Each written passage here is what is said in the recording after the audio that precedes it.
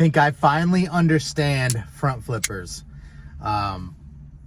They've been kind of an enigma where I didn't understand what the point was. Why would we ever want a front flipper versus a traditional back style flipper? And there's a few things that this knife right here, the Civivi Sokoke, really opened my eyes to. And it's something that I really didn't give thought to until I bought this knife, started carrying and using it. And you know how I do, I study them and just really trying to understand every single aspect of the knife. And then you come to realize that maybe there's a purpose for them. Because I know there's a lot of people just like me who are kind of old school and be like, I really don't understand why front flipper. Well, I'll tell you why. And this design really accentuates why. Because you can have this very smooth transition to your blade heel right here while also having that fun flipper action.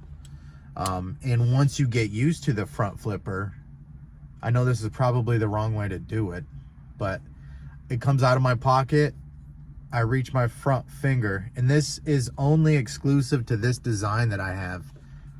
My front finger comes around and I open it like that. Now you can hit it like you're opening or lighting a Zippo. Is about the best way I can describe it if you're not used to them. So it works great like that. And then of course this knife still has thumb studs, so you can still hit all your regular stud stuff.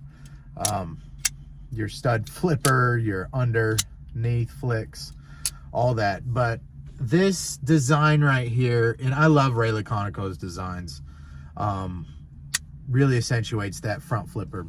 When you take the protrusion that has to be the flipper tab and you put it all the way up top, it can be a minor inconvenience until you learn how to use the knife and open it and utilize that flipper. But it gives you all this freedom underneath here, because now we don't need that flipper tab coming down. You know, and I'm not saying that this is the new way that every knife should be done, but I appreciate them now. When front flippers first started getting popular about 3 years ago or so, I kind of didn't understand them, and now I feel like I do. So just a great design. I don't know if you guys want a review on this knife. I know I'm real late to the party, but I've recommended these Civivi knives to a couple real world friends who wanted a great knife and didn't want to spend a lot of money. But I had no firsthand experience with the blade steel, the 14C28N, and I really like it.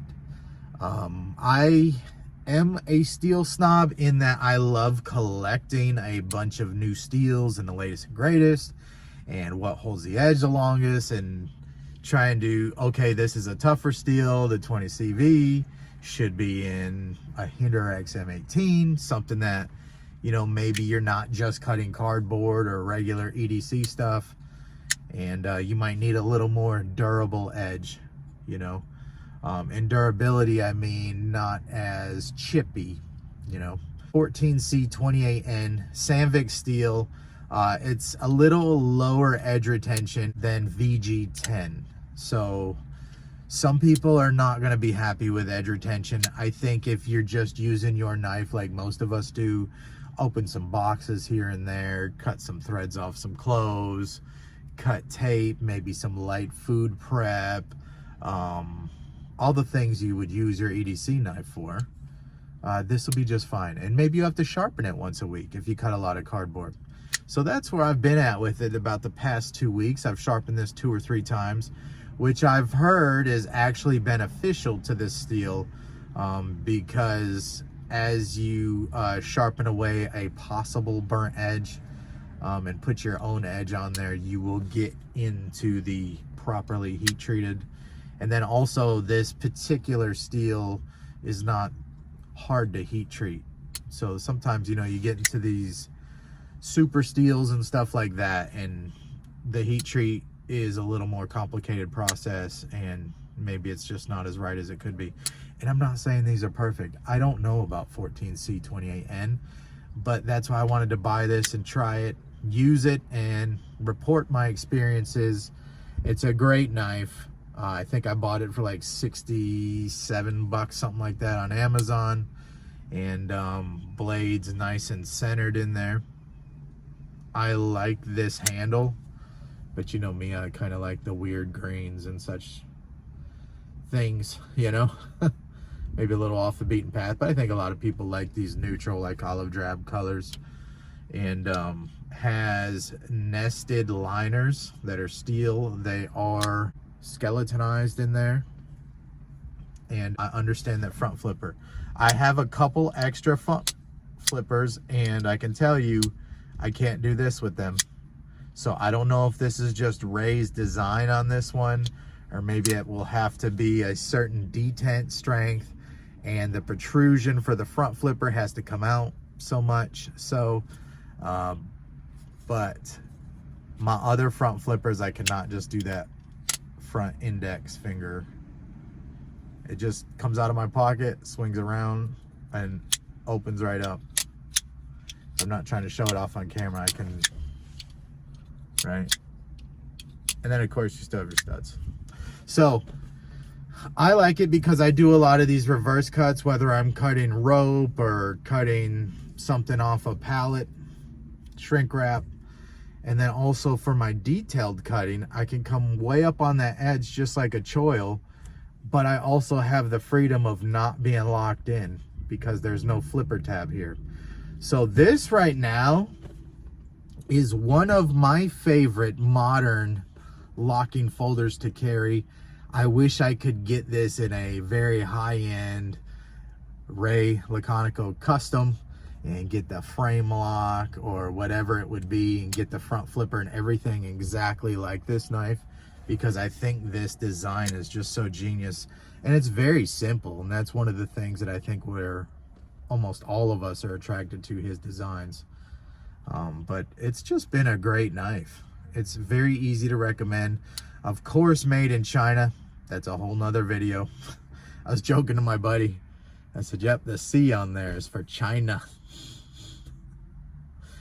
Probably not too far off. So not a laughing matter, but that'll be for another video. I highly recommend this knife if you're okay with place of origin, and his designs are just incredible. And I appreciate this knife is also 14 thousandths behind the edge, if I'm not mistaken, which is, you know, about what most Spydercos are. So I was happy with that. It cuts great. I think the bug out was about 14 thousandths behind the edge, again, if I'm not mistaken. So there it is. I finally understand front flippers, because up until this knife I could take them or leave them, but this knife I wouldn't want it any other way. I have fidgeted with this knife so much.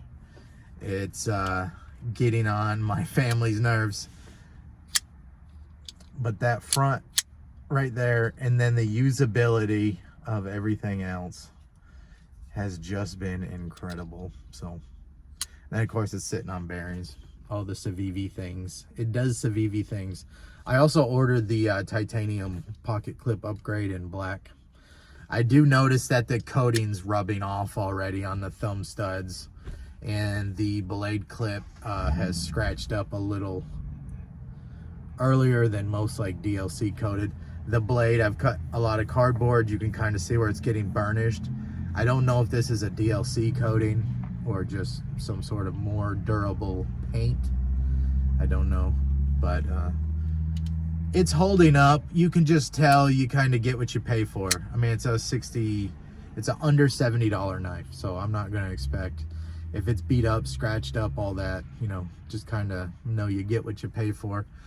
I've been really impressed with the blade steel because it sharpens very sharp. Like, it reminded me of the fine grain structure of like M4. It really did.